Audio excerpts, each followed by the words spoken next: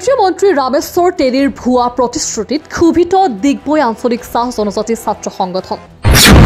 বৰ্তমানৰ সাংসদ তথা কেন্দ্ৰীয় মন্ত্ৰী ৰামেশ্বৰ তেলীৰ বিৰুদ্ধে ক্ষোভ উজাৰি ডিগবৈ চাহ জনজাতি ছাত্ৰ সন্থাই গৰজি উঠিছে। ডিগবৈ চাহ জনগোষ্ঠীটোৰ বাবে কোনো দিনাই গুৰুত্ব প্ৰদান নকৰাৰ লগতে ছাত্ৰ ছাত্ৰীৰ বাবে একোৱেই নকৰিলে সাংসদ তেলীয়ে। ডিগবৈত চাহ জনগোষ্ঠীৰ ছাত্ৰ ছাত্ৰীৰ বাবে এটা আৱাস গৃহ নিৰ্মাণ কৰি দিবলৈ সক্ষম নহল। এটা ছাত্ৰী নিবাস আছিল যদিও জৰাজীৰ্ণ হৈ হাবি জংঘলেৰে আৱৰি পৰি আছে। এইটো নিবাসৰ উন্নত কৰি নিদিলে তেলীয়ে। এইবাৰ লোকসভা নিৰ্বাচনত ৰামেশ্বৰ তেলীক প্ৰাৰ্থিত্ব প্ৰদান নকৰিবলৈ চৰকাৰলৈ আহ্বান চাহ জনগোষ্ঠীৰ সংগঠনটোৰ। ডিগবৈৰ পৰা হাছান আক্তাৰ ফৰ্ডৰ ৰিপৰ্ট NS24 ডিজিটেল। ৰামেশ্বৰ তেলীৰ নামটো শুনাৰ লগে লগে আমি এটা ডাঙৰ জিৰ' বুলি গম পাওঁ, কাৰণ তেখেত বিগত 10 বছৰত কোনো ধৰণে আমাৰ ডিগবৈ এৰিয়াৰ কাৰণে একো কাম কৰা নাই। তেখেত অকল উদ্ঘাটন কৰিবলৈ আহে। তেখেততকৈ ভাল কামটো আমাৰ বিধায়ক সুৰেন ফুকনে কৰি আছে। ৰামেশ্বৰ তেলী আমাৰ এজন জনগোষ্ঠীৰ নেতা বা চেণ্ট্ৰেল মিনিষ্টাৰ ক'ব গ'লে আমি লাজ পাওঁ। তেখেত একমাত্ৰ অকল ইয়াত মন কি বাত শুনাবৰ কাৰণে ৰাইজক আহে।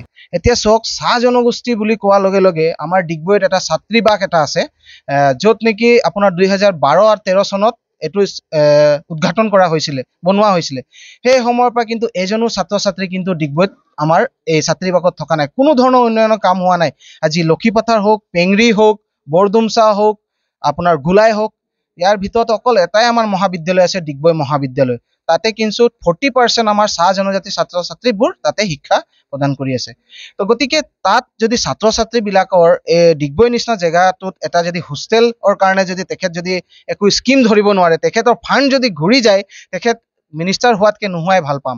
আৰু বিজেপি চৰকাৰখনক আমি এটাই আহ্বান জনাব বিচাৰিম অসম চাহ জনজাতি ছাত্ৰ সন্থাৰ তৰফৰ পৰা, যদি আপোনালোকে জনপ্ৰতিনিধি দি আছে, ভাল মানুহ এজনক দিয়ক, এজন শিক্ষিত মানুহ এজনক দিয়ক, যি নেকি জনগোষ্ঠীৰ হৈ মাত মাতিব পাৰে, জনগোষ্ঠীৰ হৈ কাম কৰিব পাৰে। এনেকুৱা এজনক মাতক, অকল গাদী দখল কৰিবৰ কাৰণে এনে এজনক মানুহক আপোনালোকে প্ৰতিনিধি নিদিব। আমি এই ৰামেশ্বৰ তেলীৰ জেগাত এজন ভাল মানুহ এজনক আমি MP চিটত দেখিব বিচাৰিছোঁ। গতিকে এইফালত যদি ভাল মানুহ এজন দিয়ে বিজেপি চৰকাৰে, তেতিয়া আমাৰ হাটছা ফালৰ পৰা আমি সহায় সহযোগিতা আগবঢ়াম আৰু গোটেই জনগোষ্ঠী ডেভেলপ হ'ব বুলি আমি আশা কৰিছোঁ। তেলী ডাঙৰীয়া একো কামৰ নাই, যিহেতু এখেত আজি আমাৰ জনগোষ্ঠীৰ ইমান সমস্যা আছে, এখেত কোনো সোধপোছ নাই। গ্ৰাম্যকিয়াসমূহ হওক বা আপোনাৰ স্বাস্থ্য বিভাগ হওক বা ল'ৰা ছোৱালীবোৰ নিবনুৱা হৈ আছে, সেই ক্ষেত্ৰত একো পদক্ষেপ নলয় এখেত। আৰু তেলী ডাঙৰীয়া আমাৰ যিকোনো আমি সংগঠন আজি সাধাৰণ পৰিষদ সভা আয়োজন কৰিলোঁ, সেই শেষ পৰ্যায়লৈকে আলোচনা এটা আমি কৰিলোঁ যে তেলী ডাঙৰীয়া লোকসভা সমষ্টিক 9টা আপোনাৰ বিধানসভা সমষ্টি আছে। সেই ইমান বগান অঞ্চল আছে যদিও এখেত আমাৰ গাঁৱৰ ল'ৰা ছোৱালীখিনিকো একো সা সুবিধা কৰা দিয়া নাই। আৰু বিভিন্ন ক্ষেত্ৰত আপোনাৰ যেনেকৈ ল'ৰা ছোৱালী খেল, এতিয়া গ্ৰাম্যকিয়া ইমান ধুনীয়া আয়োজন কৰিলে অসম চৰকাৰৰ সিদ্ধান্ত মতে, এখেত কোনটো ল'ৰা ছোৱালী আগুৱাই দিব পাৰিছে?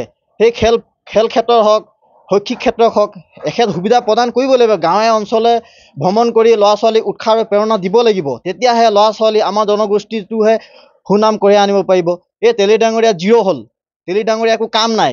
এখেতক টিকেট নিদিয়া আমাৰ কথা, আমাৰ হস্তক্ষেপত নাই। এখেত অসম চৰকাৰ বা ভাৰত চৰকাৰে সিদ্ধান্ত ল'ব। সেই সিদ্ধান্ত মতে এই তেলী ডাঙৰীয়াক আমি যদি নিবিচৰাটোহে আমাৰ এটা লক্ষ্য আৰু উদ্দেশ্য হ'ব।